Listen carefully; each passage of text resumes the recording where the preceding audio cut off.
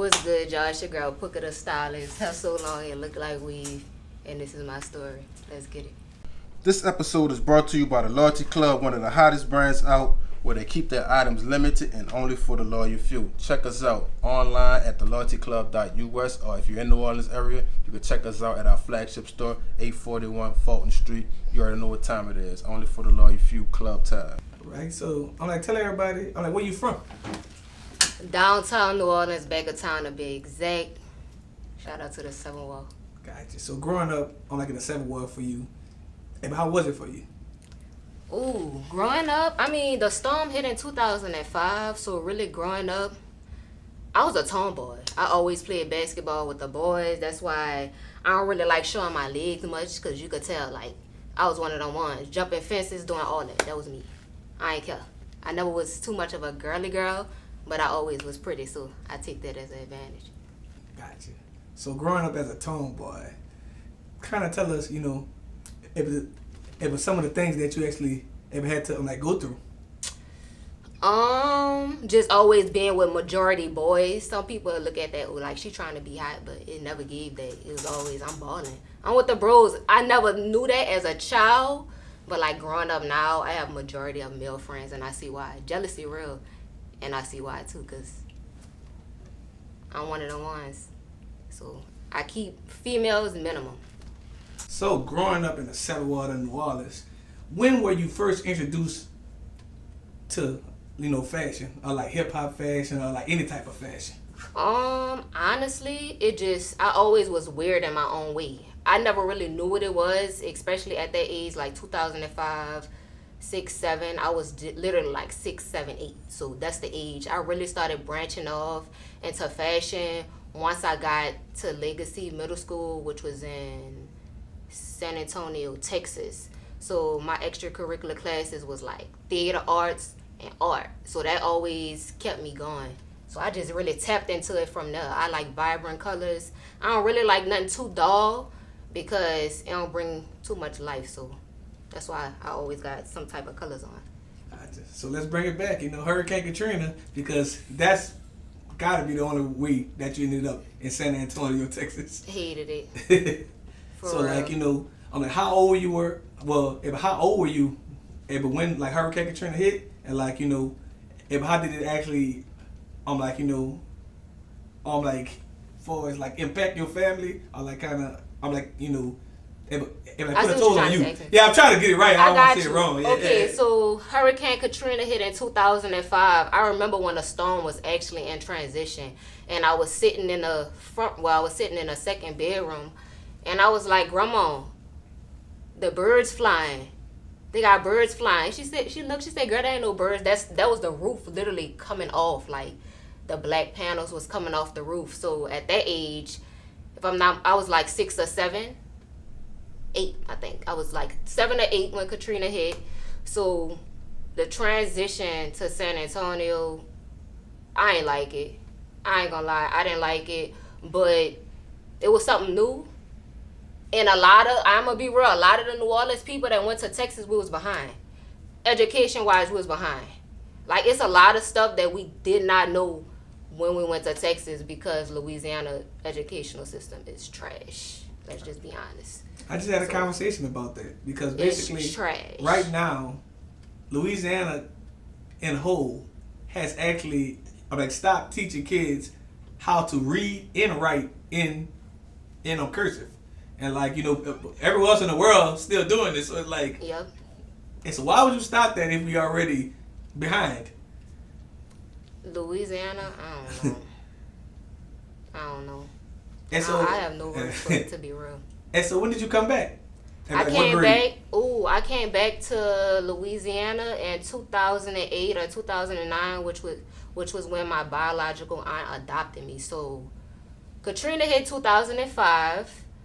We was stuck in a Superdome for like 3-4 days. It was horrible. So, but me, my cousin, like half of us stayed close, and the other like got lost. Like the boys and all that, like got lost. The girls, well, it was me, my cousin. honestly, I can't remember who stuck together and who wandered off. But the ones that wandered off, it was like the boys. So we wandered up in San Antonio, Texas, at Kelly. I think it was Kelly's Air Force Base. It was this big ass airport that was abandoned, and like everybody was literally. That was technically our new home for that period of time until we went to Houston, I think, or San Marcos. It was either San Antonio, Texas, then San Marcos, Texas, or San Antonio, Texas, then Houston. But I damn near lived in every part of Texas. Hey, but you had a journey. A true journey, for sure. So, as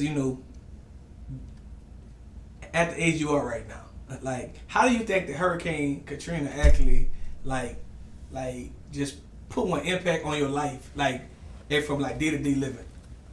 So Katrina itself, Katrina hit in 2005. My auntie adopted us in 2008 and 2009, which is me and my brother. Prior to her even adopted us, so it's Katrina, then we went in the foster care system. So all that was like too much going on. So it really put an impact on me, but I don't let that hold me back. Like, if I don't speak on it, people wouldn't even know that. So I'm a go-getter no matter what. Like, people be like, "Dang, Pucca, I ain't never know you was..." Yeah, facts. But I'm transparent about it. I'm able to speak about it. I don't let that shit hold me back.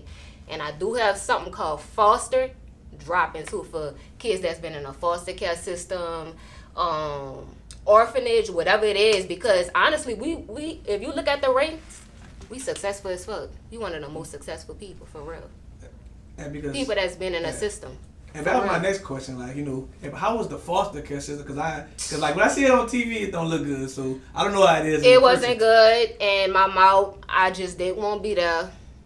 I was like a mute. They try to ask me stuff, get questions. I ain't really say much. I was the one that really knew what was going on out of all my siblings, so I ain't really say much.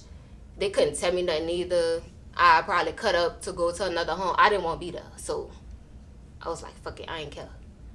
So I gave them a time of their life. So surely did. So basically, it was a big, blessing. I'm like, when your auntie actually came back. Yeah, it was cool. It was trying to, get the family back together.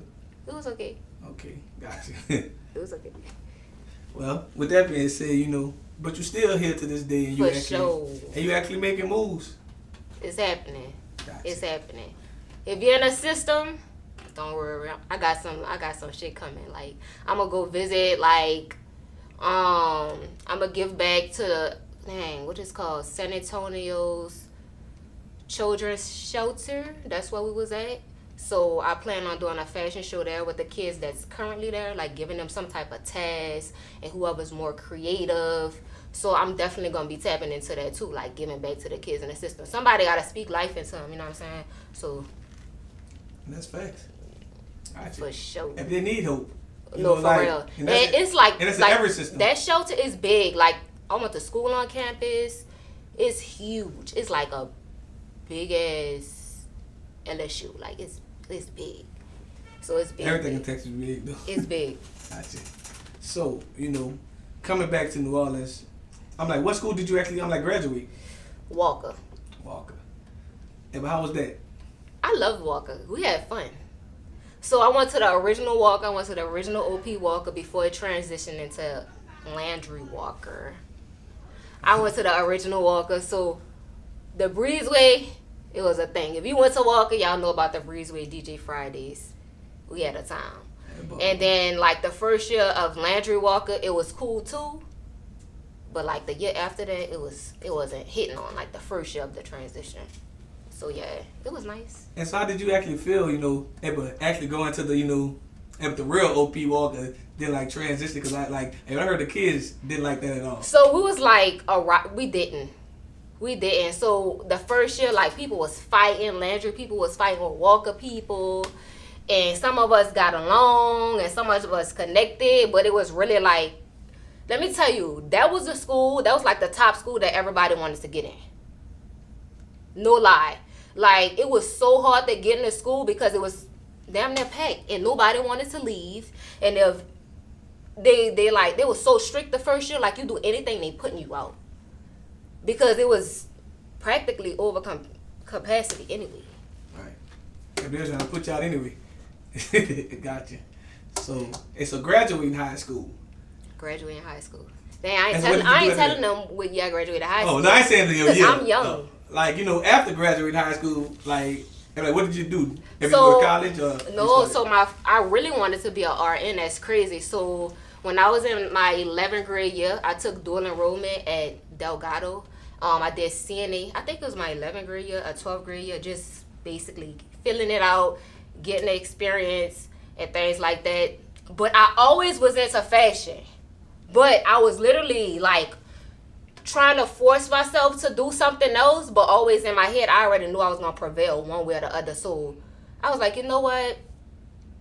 I don't want to do the hospital. It was too cold in there. The 12-hour shifts, I could not do it. I'm like, I can't. So after high school, I worked a little bit because I got my certificate in CNA. I did that. Worked at Tura a little bit. Quit. Honestly, I'm not a job type of girl. I'm a hustler. Like, I'm a hustler. If you know me, you know. Like, I'm going to get it no matter what. So, I quit the job. Surely did. I got over it. I was going to sleep. The 7 p.m. to 7 a.m.s I couldn't do. It was so cold in there. I'm like, ma'am, this not for me. Like, I was really trying to force myself to do it, to be on a more educational foundation, because my aunt, she's a teacher, and she's like all about academics and stuff, and I'm a very smart girl, but I did not want to do that. I was just doing it for other people, to just be real with you. Gotcha. So it didn't work out because I'm not an RN. Right. So, like, you know, what year would you say, like, you just went all in with, you know, fashion, design, and everything? To be real with you, this year. Because I will always start, but I will stop. So none of that, everything in the past, to me, as far as my thinking, don't matter because I wasn't consistent. Consistency outweighs everything. So this year. Gotcha. So, you know, but we have been seeing, you know, on the field with the Saints and everything like that. So who would you say was actually your first, big client? Grandel. Carl Granderson, for sure. That's my dog. And so how did y'all meet, and, you know, how did you actually build that, a relationship? So Carl, we was at, we was at church on Sundays, and I had ran into Carl Granderson probably like 2 years. 2 years we exchanged information. I think like 2 years, even a year before he even like reached out to me. But we'll always be in like slight communication, like commenting on stuff like that. But he reached out to me unexpectedly. And when he reached out to me, I was already working on New York Fashion Week. So it was like, dang, I got to do something because I don't want to pass up on this opportunity. So yeah, that's how we literally ran into each other on the elevator, actually, at church on Sundays. Yeah, but it was meant to be. It was. It was meant to happen. Shout out to Big Grando. That's my dog. Gotcha. So, you know, actually, with that opportunity, if it had that opportunity, actually open the other doors with other players or other brands. So right now I'm working. Well, I haven't put it out yet, but I am open to working with other brands for as a brand ambassador. A lot of people. Prior to the collab with Grandel, a lot of people was already reaching out to me. But once again, I wasn't consistent on my own behalf. So nothing was really going to shift and move in my position if I wasn't consistent on my own end. But I have been in conversation with some other players. I just got to get what I have going in order to make sure they straight. Gotcha. So, you know, also, at New York Fashion Week, every fashion designer should actually want to be in it. So, you know, how did the opportunity actually come to you? And, you know, did you ever see yourself actually doing it this year? No, I didn't see myself doing it this year. But when I got the opportunity, once again, I'm like, I got to make some shake. I couldn't be like, no. I'm like, dang. Because New York Fashion Week, a ticket, a very high ticket. It ain't nothing cheap. So the entry itself, I'm like, okay, I gotta do this. I gotta do this. I gotta do this. I gotta find models. Okay, bet. I'm gonna do it. Once I said I'm gonna do it, I didn't even worry about nothing else. Like, once I said I'm gonna do it and I agreed and I signed my contract with him, it was done. You made it happen. I made it happen. It was done. So, but the whole fashion show, fashion experience, how was it for, and for like upcoming fashion designers and were thinking about, and were doing the same thing? Oh, I say build a team. See, I went to New York. One thing about me, I know I'm going to get it done. So I don't really stress about too much because I know myself. I can get it done. I'm so used to being an independent woman. I went to New York Fashion Week without a really solidified team. So far as now, what I know now, I need me a camera person. I need me a photographer. I need me a videographer because those two people are totally different. A lot of people be thinking, oh, because you're a photographer, you're not a videographer. Like, it's totally different. I have my established makeup artist. Shout out to Dre. You need a team. You need a team. When I tell you I didn't get no sleep before the show, I was up like a vampire. I got no sleep. And then when I got there, my file was like messed up.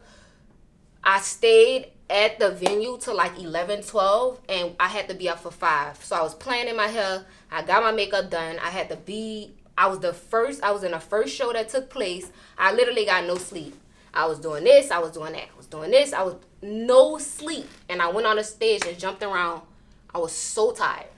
For real, I was exhausted. Well, you need a team. So I'm in the process for sure.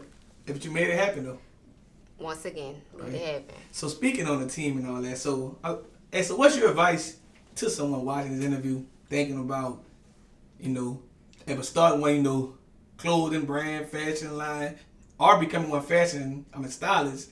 I'm like, what's your advice to them? Market your story. You gotta market your story. See, I'm gonna market my story no matter what. Like, I ain't scared of what nobody have to say. I literally don't care because I know I'm it. I know I'm that girl. I know I'm gonna make it. Like, I know this. I'm like this close. I just gotta be consistent on my own behalf. Market your story. Like, be your own voice. Like, I'm gonna market my story. Like, fostered. Everybody that's been in a foster care system, I'm working on something. Like, I'm always working on something. Market your story. Don't hold back. Right.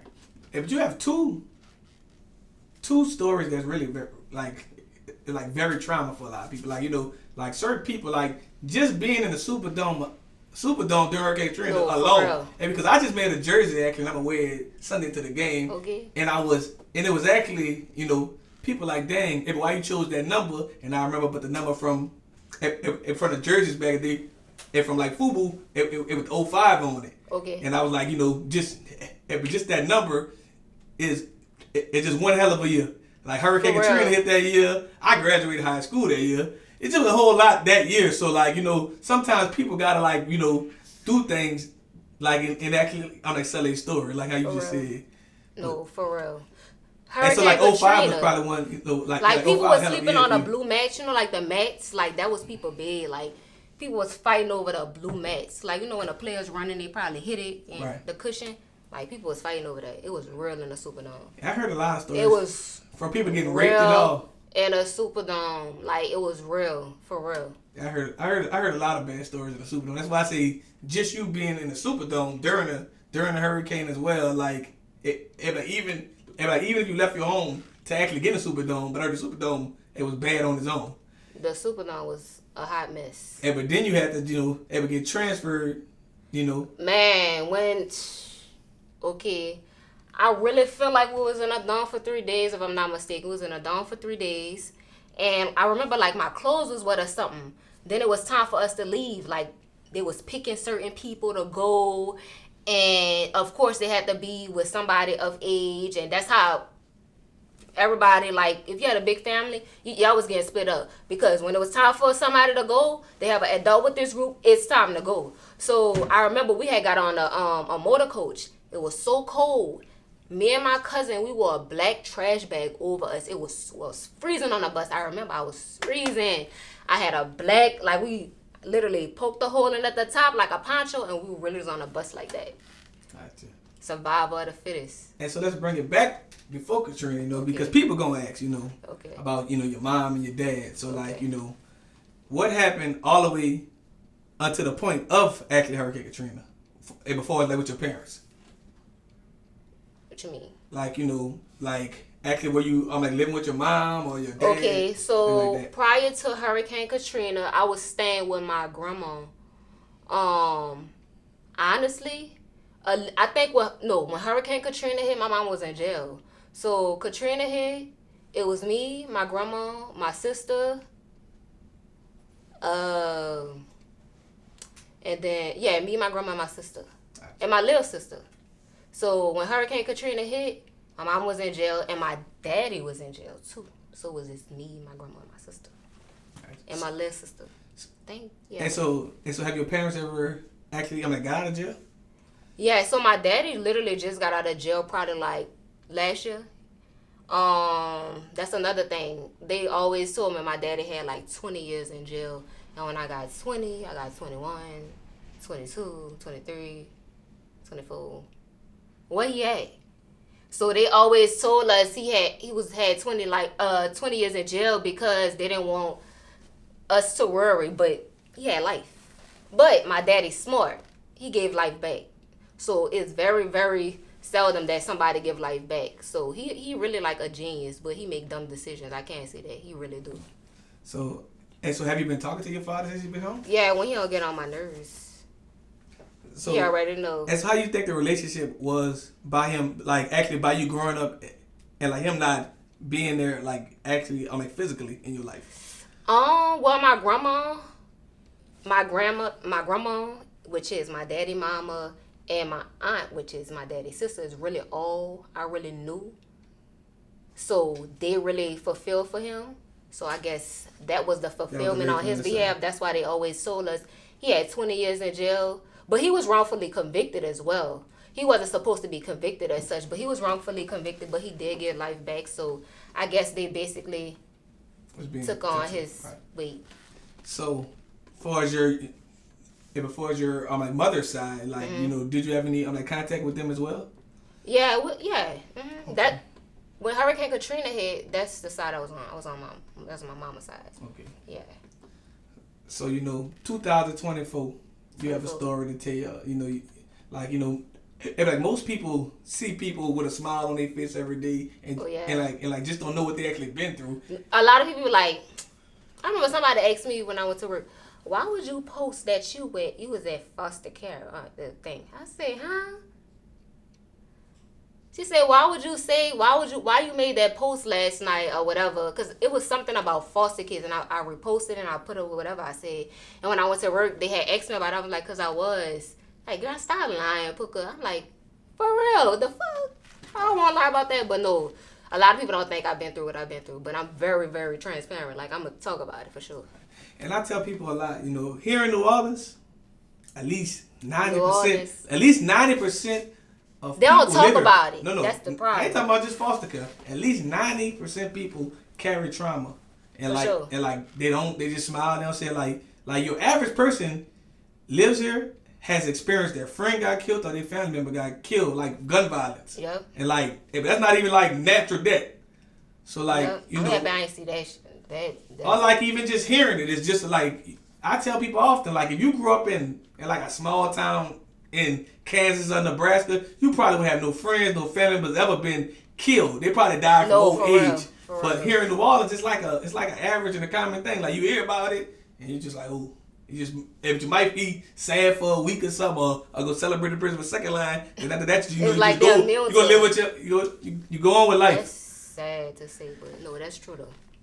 So it's I'm happy I ain't see that.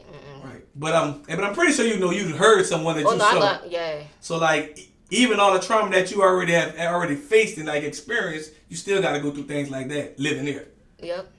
So I want to say I want to give you your flowers on camera while you're here for even making it this far, because there's so many people who've been in foster care, going to jail, or juvenile, get on drugs. They if they change ain't getting on drugs. Even being a female, even being a female, they get the going the other way. You know, there's a lot of things could possibly happen when you. I know. You have to be strong though, right. for real. Cause drugs, I can't.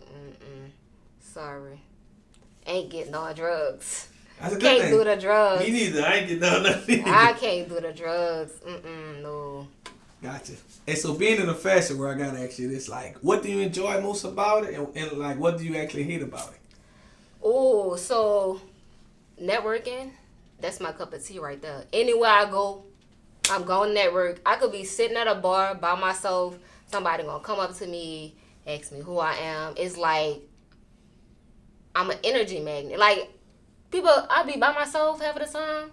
Cause I don't run in packs. If you know me, don't run in packs. Never did. Don't like it. I have my selective few, and that's just how I am. But networking, my cup of tea. I'm gonna always network.